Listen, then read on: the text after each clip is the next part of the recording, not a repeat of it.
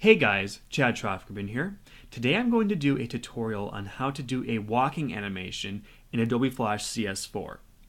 Now for this tutorial I will be using the bone tool to animate the legs, so you will need CS4 if you're going to follow along with this. Now if there's a demand, I might make a tutorial later on how to do a walking animation without the bone tool. So let's go ahead and get started. The first thing you'll see is I have a cartoon character already drawn, and actually this character was done in a previous tutorial that I did, which you can find on YouTube if you want to follow along with that. However, I did make a couple of changes. First, I did make the character a symbol. And again, if you don't know what symbols are, I have a tutorial for that on YouTube. But what we're going to do here is we're going to double click on it to go into the symbol. As you can see, we're in it right now. However, I actually have a symbol within a symbol, and there is a reason for this, and I'll get to that later on. So let's go ahead and double click on the symbol again to get into the second symbol. And as you can see now, we are in two symbols. And now we have access to the layers that we drew from the previous tutorial. So what we're going to do now is we're going to grab our bone tool and we're going to animate one of the legs. And of course we're going to try to mimic a walking animation with these legs. So what I'm going to do is first point out that in my previous tutorial I actually put the foot and the leg on separate layers. But the bone tool seems to work better when they are on the same layer. And so I'm going to go ahead and I actually already did that. But if you still have your foot and leg on a separate layer, just go ahead and put them together. Anyway, with one of the legs highlighted, I'm going to go ahead and lock all the layers. But then I'm going to unlock the leg layer that I want to work with. That way I won't grab any unwanted stuff when I'm working with the bone tool. Now I'm going to go over here to the bone tool, and I'm going to go ahead now, and actually I'm going to zoom in here really quick so I can get a better view. I'm going to go ahead and start at the top here, and click and hold and just drag down to about where I think the knee would be, right about there. And then I'm going to just click and go down to the foot, like that.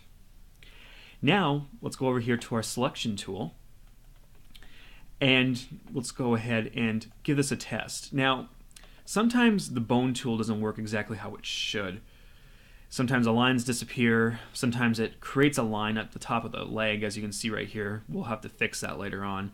And it can be kind of annoying, but it's just something you kind of have to work with when you're working with the bone tool. But anyway, for the most part, it seems like it's going to work. So now we're going to go ahead and we're going to add some frames to the timeline so we can animate this leg.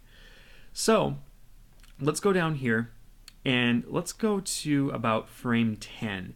And I'm going to go ahead and right click and insert a pose. Now when I do this, I of course added more frames to the leg layer than I did the other layers, so those disappear. But then I'm going to simply go ahead to go to frame 20 really quick and also insert a pose, just like that. And now I'm going to actually come through my timeline here and just insert frames up to frame 20 really quick, just so I can get everything back, just like that. Okay, so now we're going to start at frame 1. And again, the way I draw my cartoons, it's very like exaggerated and very cartoony. So the walking animation I'm going to do here isn't going to appear to be like the most realistic ever. But again, that's just my style. And you can tweak this accordingly to what your style is like. So anyway, I'm simply going to come here and we're going to just kind of bring the leg up about like this. Let's try. And now let's go to frame 10. And we're going to bring the leg to about like this. Now again, how much you move the leg will depend on how exaggerated you want your walking to be, or it depends on how fast the character is walking, and so on. Okay, now let's go ahead and go back to frame 1, and let's right click frame 1 on that bone layer and go to copy pose. And now let's go to frame 20 and right click that and paste the pose. That way we'll have a loop, and we can loop the animation as much as we want without it looking weird or anything like that. And this might take a second depending on your computer speed and what the bone tool feels like doing that day. So anyway, once we have this, you can come through here and you can kind of see how it's going to look. Now, what I'm going to do is I'm going to animate the second leg to kind of correspond with the first. So again, we're going to do what we just did before. I'm going to unlock all the layers. I'm going to select the leg, and I'm going to make sure the foot and the leg are on one layer, which they are. I'm then going to lock all the layers except for that leg layer. And one more thing I'm going to do as well is I'm going to actually hide this other leg right there just so I can get a better view of what I'm doing here. And in fact, it might be a good idea for right now to hide the torso as well, just so you can kind of see everything of the leg. Okay, once you do that, highlight the leg, and let's get our bone tool. And now, once again, you're just going to start at the top, and you're going to just work your way down, first to the middle, and then to the foot itself. Let's grab our selection tool, and make sure that no lines are disappearing or anything weird like that. And it seems to be working pretty good. Okay, now I'm going to come back here to my timeline. I'm going to click this eye icon twice to bring everything back into view. So now, again, I'm going to go ahead and go to my second leg layer here, and I'm going to insert a pose at frame 10, and then insert a pose at frame 20. And again, you don't have to manually do that. Like if you're at like frame 5 and you move the leg, it's going to automatically put a pose in for you. But I'm just kind of doing it this way just to kind of organize everything.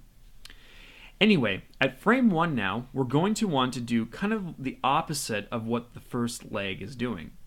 So, since it's bent this way, we want our other leg to be kind of more bent like that. And we can go back and tweak this later on if we need to. So now let's go to frame 10 here, and now we're going to bring this leg back, kind of like this. And then, once again, we're going to just copy frame 1 of this leg, and then paste the pose on frame 20. So again, we can make a loop if we choose to. Okay, so now, if we come here, we can see the legs moving like that. And as I pointed out before, we have a line here, and I don't want that line there on that leg. And we can eliminate that. And what we can do is we can go ahead and convert all of this whole armature layer to individual frames, and then you can go through and clean up each frame, which is a little bit tedious, but sometimes you have to do that. But I'm not going to worry about that right now because I want to see how this looks in motion. So first, I'm going to go back here to the first symbol, just like that. So now I'm going to go ahead and make this symbol 20 frames. And I'm going to insert keyframes at frame 10 and frame 20, just like I did before.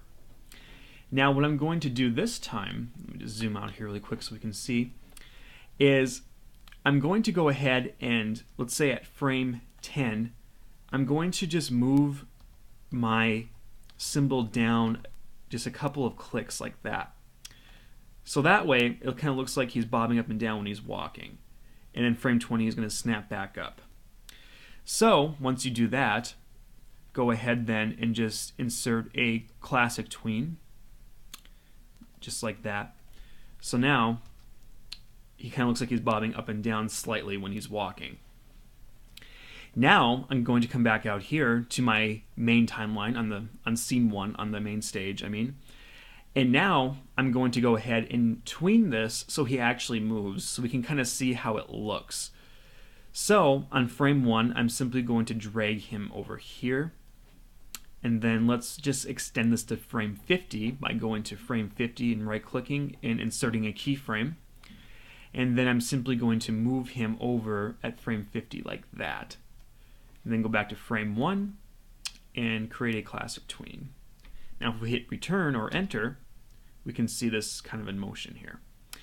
And it looks pretty good for the most part. It's pretty slow. It's a pretty slow, steady walk. So I think that's pretty good. Now there's a couple more things I want to do. As I said, first eliminate this line, but also I kind of want to make the arm move. So let's go ahead and go back into our symbol. Just double click it, and then double click it one more time so we can get into our layers here. And I'm going to unlock all these layers really quick so I can grab my arm. Now, the arm and the hand are two separate layers. But what I'm going to do is I'm going to highlight them both by holding in my Shift key and then clicking them on the timeline. And I'm going to hit F8. I'm going to create a symbol out of this. I could use the bone tool to move it, but in this case, I think just making it a symbol and just kind of pivoting it will be good enough. So I'm going to name the symbol arm, and making it a graphic is fine, and I'm going to click OK. Now, what I'm going to do is I'm going to take my free transform tool, and you see this little white circle in the middle? I'm going to click and hold that and move that up to the top where the shoulder is. That way, when I move it, it will pivot like that, and I can just don't have to worry about like actually moving it. It can just pivot the way it is. So I'm going to start the arm right about here, and again I'm going to go ahead and insert keyframes on frame 10 and then frame 20. And at frame 10 I'm going to go ahead and move the arm like this. And then frame 20, it will be the same as frame 1, so we can make it loop. And now I'm going to go ahead and of course create a classic tween by highlighting those two frames right there, 1 and 10, and then creating a classic tween just like that. So now we can see our arm move along with our legs. And if we go back out to scene 1 here and we just hit enter, we can see that play out. It's moving a little bit slow for me, but then again it's probably glitching. So, but we'll go ahead and test that out by going like this here. There we go. Actually, that's going pretty fast. So we can go ahead and even slow this down by simply extending these frames out a bit more. And then go into test scene like that. Okay. The last thing we need to do is, of course, as I said, we need to eliminate that line. And actually, I lied. That isn't the last thing we need to do. I'm going to put a shadow in underneath him after this. But anyway, let's go back to that leg layer. And as we can see, it's still an armature layer. What we're going to do is we're going to click it, and we're going to right click, and we're going to select convert to frame by frame animation. So now, as you can see, we have all individual frames. So now what I'm going to do, and again, you have to do this sometimes if the bone tool isn't cooperating with you. We're just going to go in here and we're going to clean this up a little bit. So I'm simply going to go through each frame here. Again, tedious, but required sometimes. And I'm just going to go ahead and eliminate this really quick. And I'm going to speed up the video here just so we can get through this.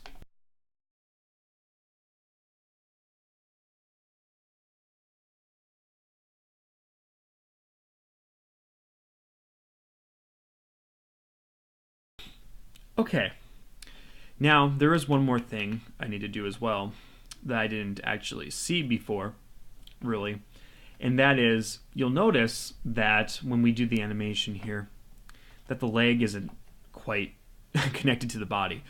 So we can simply just take the body layer here and highlight all that. And in fact, we have to do more than that actually. We're going to go ahead here and we're going to lock both of the leg layers here, and then we're going to unhide everything by double clicking that eye icon, and we're simply going to highlight everything here, and we're just going to move it down a few frames like that, and the arm layer is going to need to be moved separately when it keyframes, and I'm going to just simply right click frame 1, copy the frame, and then paste it on the frame 20, just so again we have that perfect loop there. And there we go, that is better. Okay, so come back out here, and the final thing we're going to do then is add a shadow. So when I come back out to my first symbol, the symbol where I actually had him bob up and down, I'm simply going to create a new layer, and I'm going to move that layer below him, and I'm going to come to my shape tool here and select the oval tool, and I'm going to have no line, and I'll have it black, and I'm going to go ahead and just draw a little circle like that, and then I'm going to just highlight it and hit F8 and create a symbol and name it shadow and hit OK. Now we could color it gray, or we could do what I'm about to do here, and that is go to the color effect dialog on your properties and go to alpha, and then put the alpha to about 75-ish. And that way, when you actually have an environment, your shadow will kind of, you'll be able to see the environment through the shadow a little bit too, so it adds a little bit more style to it. So now if we come back out here, and if we go to Control, Test Movie, you can see it play out.